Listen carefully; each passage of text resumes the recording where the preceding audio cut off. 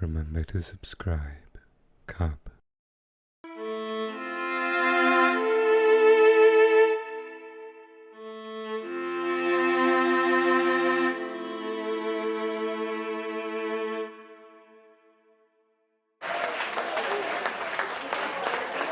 Bravo!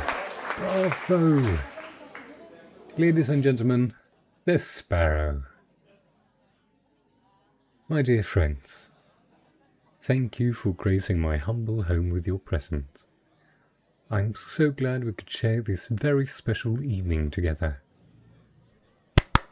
Some refreshments to see you home.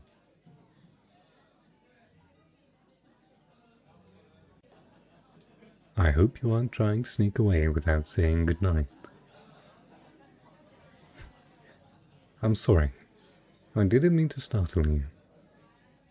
I wanted to find you so that I might convey my personal appreciation.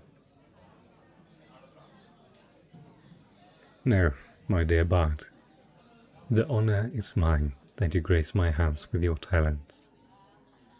I have a certain reputation to uphold, expectations to meet around these little soirees. My guests demand the new, the interesting, the next big thing. Your performance this evening has not disappointed them or me. I know it's late, but there is a matter I hoped to discuss with you this evening. A commission of sorts, one might say. And another matter, of a more personal nature. I must see my guests out, but I hope you stay and join me for a nightcap.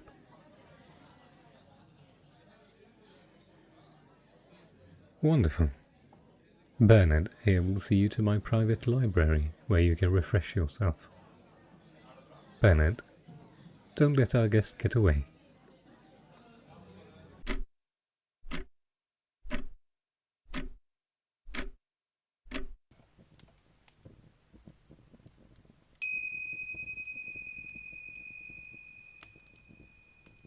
Ah, you've found the orrery. I'm sorry, my dear Sparrow. I can't seem to stop taking you by surprise. I do suppose I move rather quietly. Old habits. I hope I haven't kept you waiting so long that you'd forgotten all about me.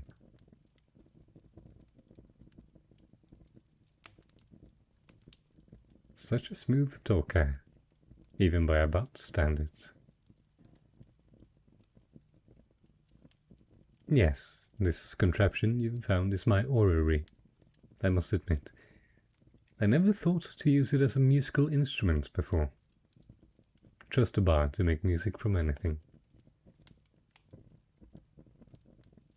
No, few people have seen its like. You've heard of the great inventor Anna of Nandemas, yes? Oh, it's more than her design. It's her work. Still works as flawlessly as the day she put it in the hands of my house. What do I use it for? Let me show you, if I may just borrow your hand. Don't worry, I'll take good care of it. Here now. Slide your fingers here, along the base. There. You feel that? Press that switch and there we are. That's exactly right. Is the movement of the heavens above our planet. The rose gold orb with the sapphires is Ramos. The silver and the white gold are Shima and Dita respectively, all playing out for us on my library table. Hide it away in the vault. I could never. This isn't mere coin or soulless bars of metal. This is a masterwork. Its very nature demands that it be seen, showcased, admired. And I've always believed it's a sin to use something against its nature.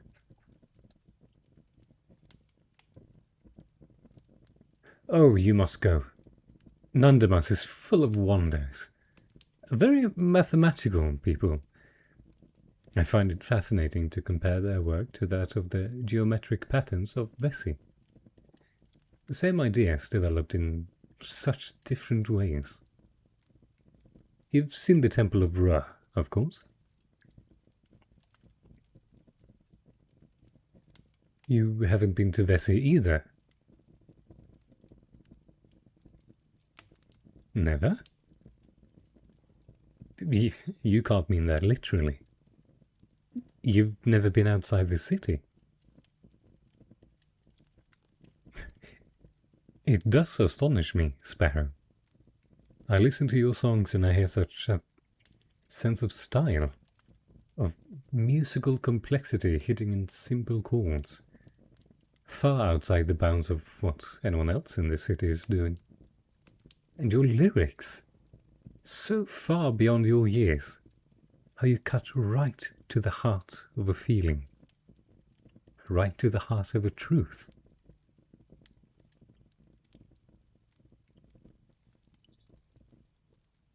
Now, I am not being too kind. I'm being accurate in my assessments of your talents. You're not insulting my tastes, are you? Good. No, I'm not disappointed. I'm excited. I must admit, I was wondering if the whole street-born voice of the people bit was a put-on. But it's not, is it? You aren't some music students playing a character. You really are a natural talent guided by nothing but your own genius.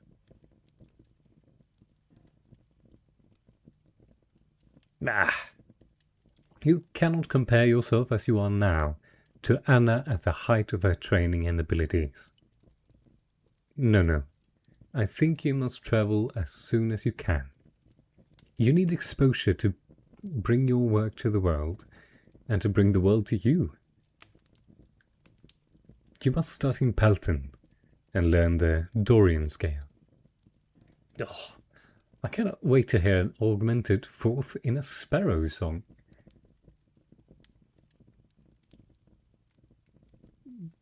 Take your leave. You can't leave. We're just getting... Oh dear. I see I've gotten rather ahead of myself. I do come on a bit strong sometimes. Alright. Far too strong. Apologies. Of course you may leave, Sparrow, if that is what you wish. But may I beg your indulgence for 5 more minutes? There is a matter of the commission and that other personal thing. But first, there's something in my gallery I'd very much like to show you. Marvelous. Please, this way, Bart.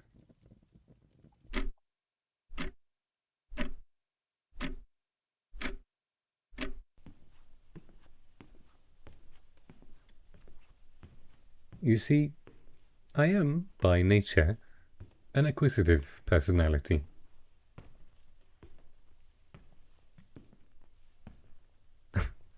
Are you teasing me, Sparrow? You'd better look out. I do appreciate a bit of cheek. Yes, fine. It's very obvious that I like collecting things. I have something of a taste. Perhaps one might say a hunger for beauty. My gallery is where I keep the very best prizes.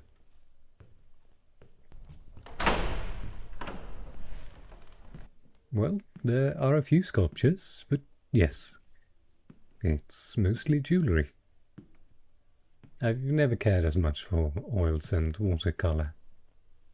Pigments fade, canvas cracks, but these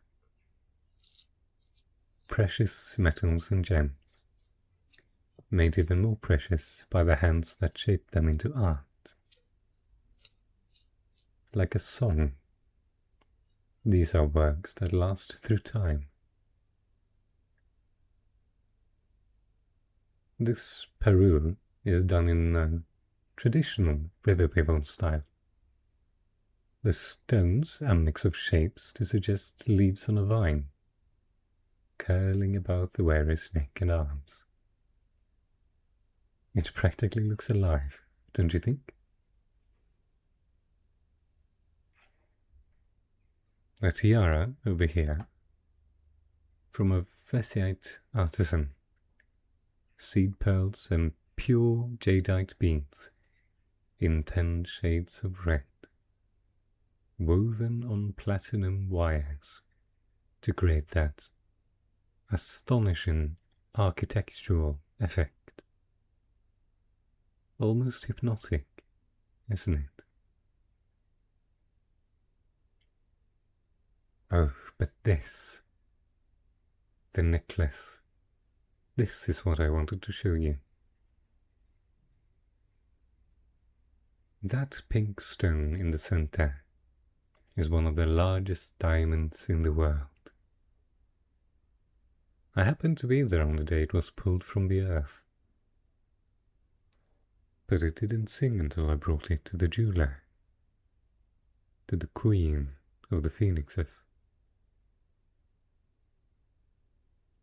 They told me it would take them months to do such a stone justice. I engaged them for 3 years.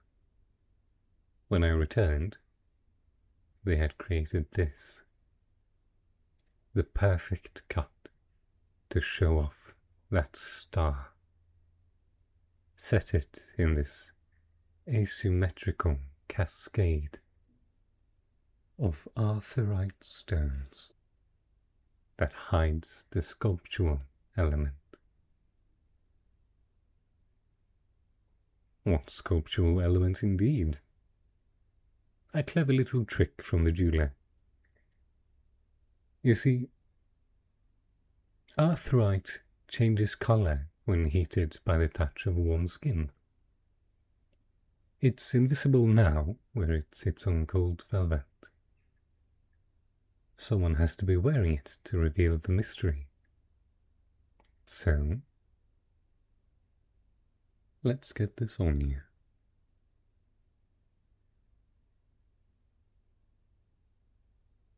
What an interesting protest, my dear Bart. It is certainly not too fine for you. In fact, I insist. Just a few seconds, Sparrow. Don't you want to see the secret the Phoenix jeweler hid? Good. Let me loosen your shirt collar a bit here to make space. It needs the warmth of your skin.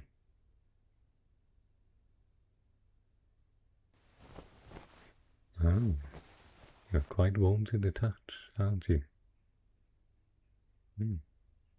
And getting warmer by the second. That blush is adorable. Don't hide your face, Bart. You teased me. You'll see I can tease right back. Let's get this properly settled around your neck. I'll center the stone right here, just beneath the hollow of your throat. There now. Come to the mirror, my dear. Right here. Now, open your eyes. Hands down. Don't touch. You've nothing to be shy about. It looks amazing on you. I knew it would. Straighten your shoulders and squint your eyes a bit as the Arthurite warms to you. There. Can you see it? Exactly right. Clever bird. It's a dragon, curved around the neck and plunging down to capture the pink diamond in its jaws. Cheeky phoenix.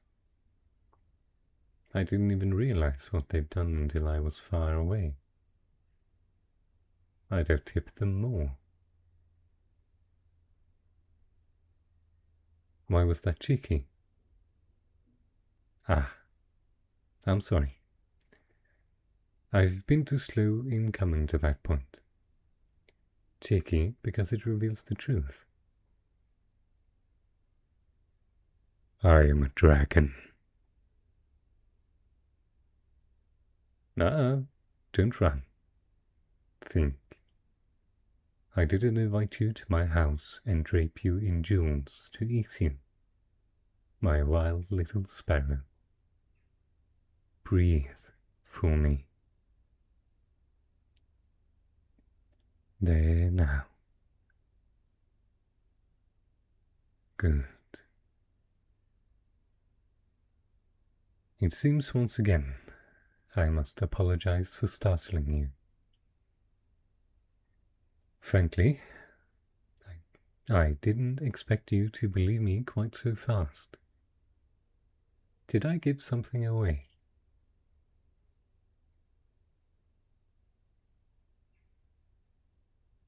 My footfalls were too quiet. Oh, yes, that makes sense. Some people have a certain natural resistance to illusion magic. You and your gift for truth. You can sense it, can't you? That corner of the eye feeling. That something isn't quite right with my size.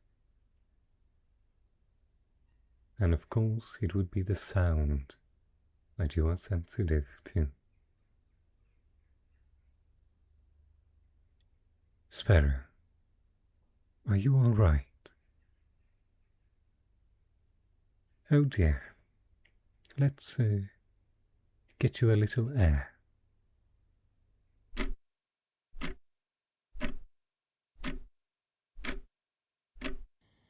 Here.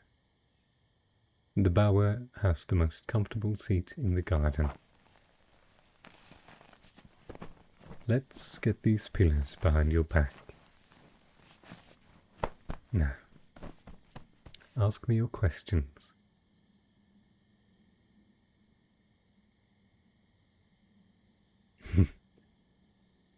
Ask me one at a time.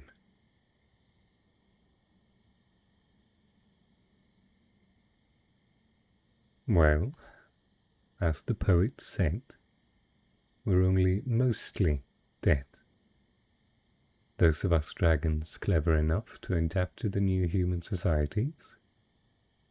Well, I can't speak for any dragon but myself, but I personally am doing quite all right. It was actually that hunger for beauty that saved me from the fate of my less temperate kin. It is no secret that my kind has certain acquisitive urges. As that urge develops, so too does the instinct to specialize, to fixate on a particular theme as we shape our hoard. And it turns out great works of art and beauty are rather scarce on the ground. Many were the raids in my younger days that left me with nothing but stacks of oily coin and plain goods I cared not for. As I grew older and more cunning, I mastered transmogrification and used it to scout ahead into the towns and caravans I planned to rob. And on one of those trips, a little artificer caught me staring in the window of his shop and challenged me to buy something or leave. I was stung. I pointed to the most expensive thing in the window, a silver lockbox set with emeralds, and asked if he had it larger and in blue. He said the words that changed my life. "I've got the stones if you've got the dough, friend. Half commission up front. You can pick it up in a week." I nearly fell over on the spot. I was awash in coin and bullion I cared not for. And this blessed man has just given me the alchemical recipe to transform it to the thing I desired most in the world. It was an odd feeling. The first time I opened my fist and willingly let slip a part of my hoard. Small as that purse was. But oh, when my little artificer put that sapphire lockbox in my hands. I spent more and more time in my humanoid forms. My hoard grew exponentially. A word I learned from my new human friends. I discovered entire genres of beautiful things that racked me with joy. Intangible things I'd never dreamed of as a young reptile racing myself in a cave. Literature, mathematics, music. The international banking system had a little thing called compound interest. When the new breed of dragon hunters arose and came looking for me, my lair was long empty, and there was no great beast to be found. There was only a prosperous titan of commerce, with impressive financial reserves, an opulent home, and a perfectly respectable mania for art collecting. Now the beauty walks itself to my doorstep, and offers itself up. With so many would-be friends courting my attention and my money with gifts, suggestions, and tips on this new sculpture or that new painter. But I must confess, Sparrow, the hunt is still what gives me the most pleasure in life.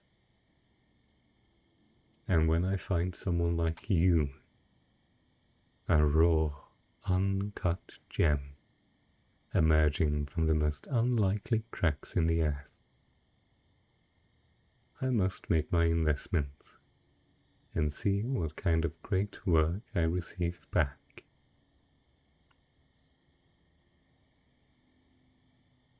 You're shivering. May I put my arms around you?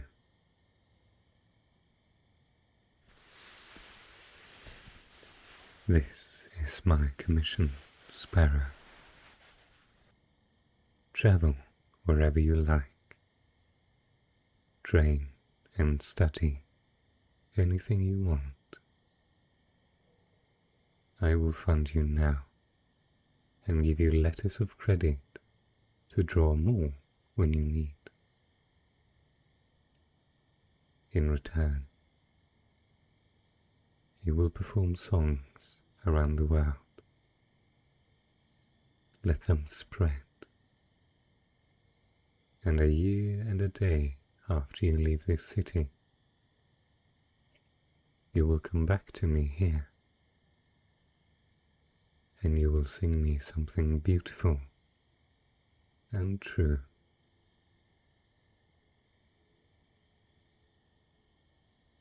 Anything you like. I find I get my most interesting results when I leave it to the artist's discretion.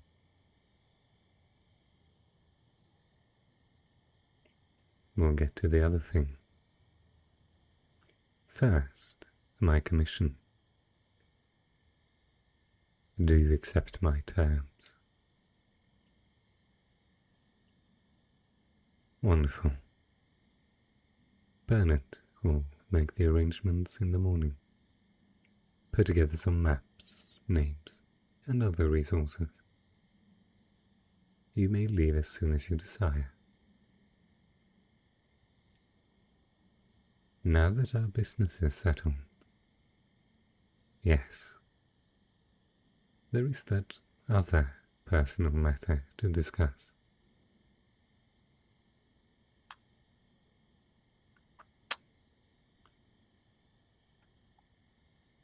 I told you I have a taste for beauty. And you, Bard, with those clever hands and expressive eyes, and this warm, soft skin. I have bargained for my soul. Now, I would have you too, for as long as you will have me.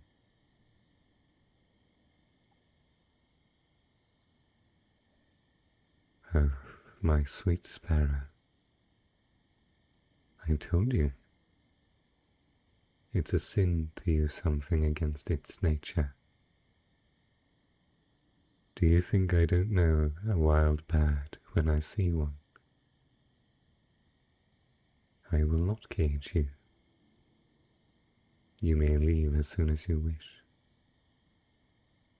But for tonight, yes. If you will have me, my free little bird, let me possess you tonight, before you fly away from me in the morning.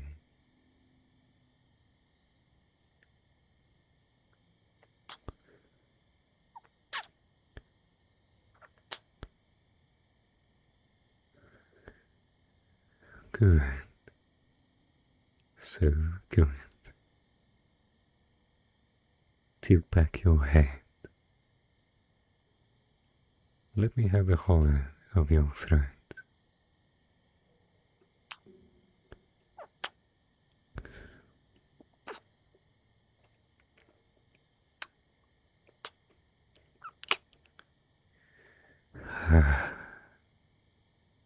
You taste divine. Now, Sparrow, tell me everything you like.